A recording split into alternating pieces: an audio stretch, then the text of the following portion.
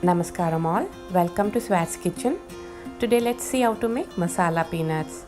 I've taken about 1 cup of peanuts, adding water to cover them.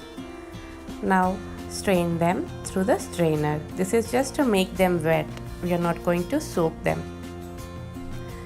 Now put it back to the bowl. Add freshly squeezed lime juice and mix them nicely.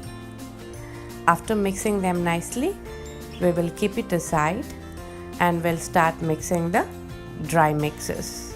Now into a different bowl, we will add besan or chickpea flour, rice flour,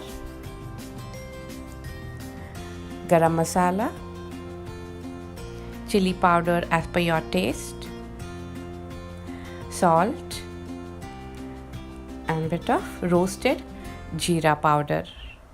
Now we'll mix this nicely. After mixing the dry mixes, now we will add peanuts to this and mix it. Once the peanuts are nicely coated with the dry spices and dry mix, then we will keep it aside and take the microwave safe bowl or a microwave safe plate. In this plate, we'll just add a little bit of oil and spread the oil so that it won't stick. The peanuts won't stick to the plates. Now we'll spread the peanuts evenly. There should be little gap so that it bakes evenly. Now we'll add a little more oil on top and keep it in the microwave for 3 minutes. Toss them in between. And then now it is all ready. These look crunchy.